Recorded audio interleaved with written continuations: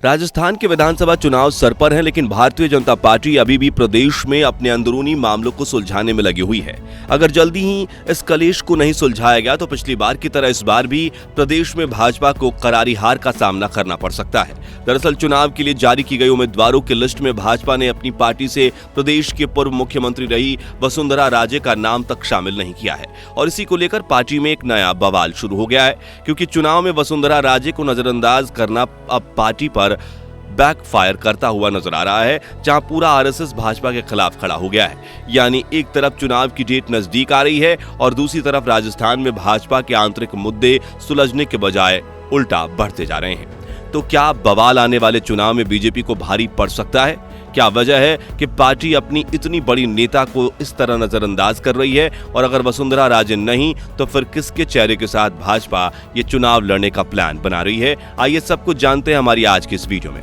दोस्तों, election commission द्वारा राजस्थान के असेंबली इलेक्शन यानी कि विधानसभा चुनाव की तारीख घोषित की जा चुकी है, जहां प्रदेश के लोग अपना अपना अलग मुख्यमंत्री चुनने के लिए 25 नवंबर 2023 के दिन वोट डालेंगे।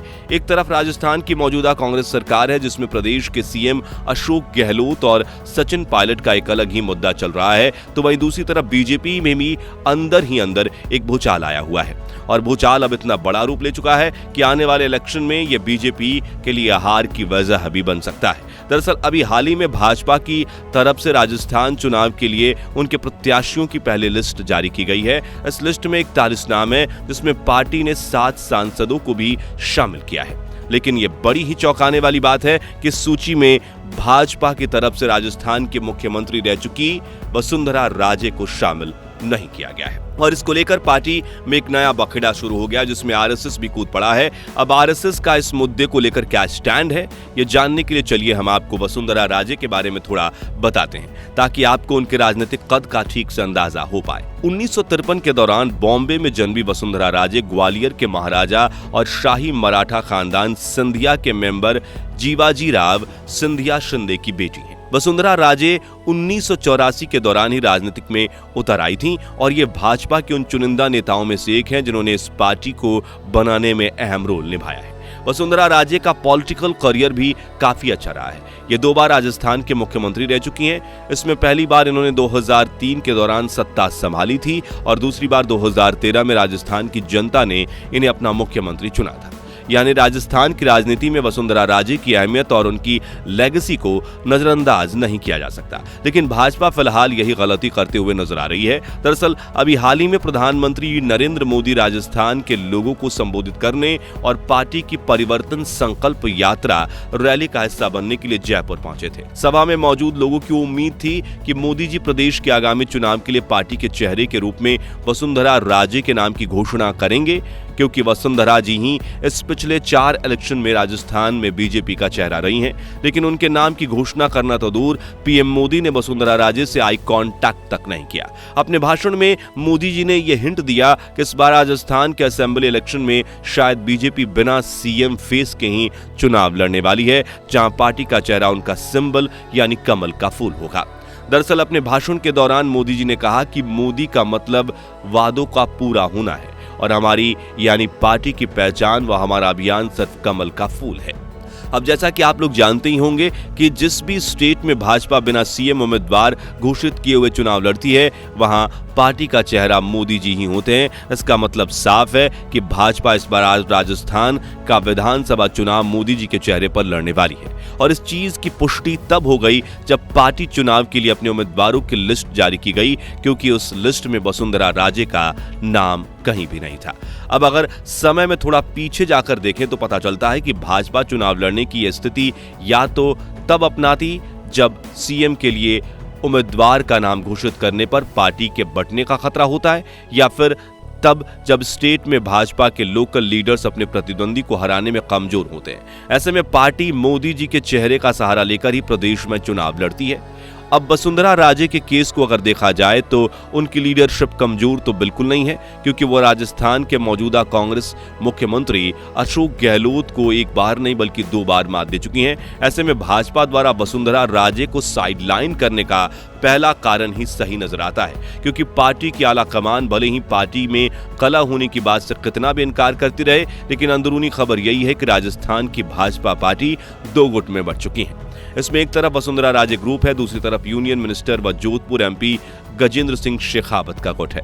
अब यहां तक तो फिर भी ठीक था, लेकिन बीजेपी द्वारा प्रत्याशियों की सूची जारी करते ही आरएसएस भी इस विवाद में कूद पड़ा है और आरएसएस ने अपना स्टैंड पूर्व मुख्यमंत्री वसुंधरा राजे के साथ रखा है। जी हां दोस्तों, आरएसएस का अपना पक्ष एकदम साफ है और उसने कहा है कि बीजेपी के खिलाफ वो खड़ा है। असल में आरएसएस ने भाजपा को पहले ही ये चेतावनी दी थी कि राजस्थान का चुनाव वसुंधरा राजे को नजरअंदाज करके किसी भी कीमत पर नहीं जीता जा सकता है, लेकिन इसके बावजूद बीजेपी इस बार वसुंधरा राजे के साथ चुनाव में उतरने का बिल्कुल तैयार नहीं है।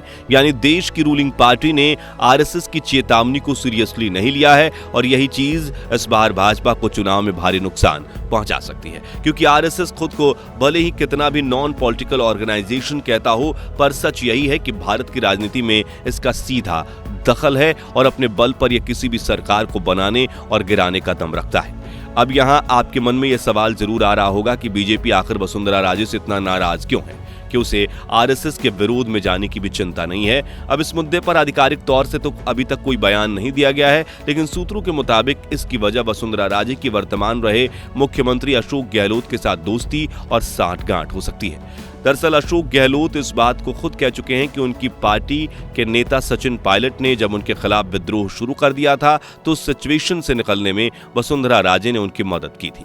इतना ही नहीं, सचिन पायलट भी अशोक गहलोत पर कई बार यह आरोप लगा चुके हैं कि मुख्यमंत्री अपनी विरोधी पार्टी के लीडर वसुंधरा राजे के खिलाफ करप्शन के मामले में कोई सख्त कदम नहीं उठा रहे हैं। यहां तक कि इस मुद्दे को लेकर सचिन पायलट ने प्रोटेस्ट भी किया था, लेकिन इसके बावजूद मुख्यमंत्री अशोक गहलोत ने वसुंधरा राजे या उनके सहभागियों के खिलाफ कोई खास एक्शन नहीं लिया।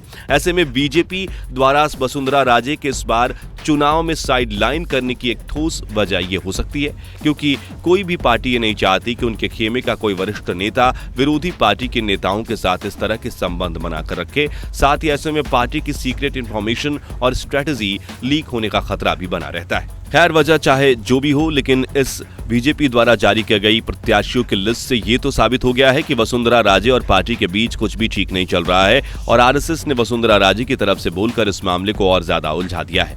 अब आरएसएस की बगावत के दबाव में आकर बीजेपी वापस से वसुंधरा राजे को सीएम का चेहरा बनाएगी या फिर पार्टी अपने फैसले पर अड़ी रहेगी, ये देखने वाली बात होगी। वैसे बीजेपी को अच्छी तरह से मालूम है कि आरएसएस को नाराज करके राजस्थान का चुनाव नहीं जीता जा सकता, इसलिए उनके द्वारा इस मामले को सुलझाने के लिए एक 3 सदस्यीय टीम बनाई गई है, जिसमें प्रहलाद जोशी, बीएल संतोष और अरुण सिंह जैसे केंद्रीय मंत्री शामिल किए गए हैं।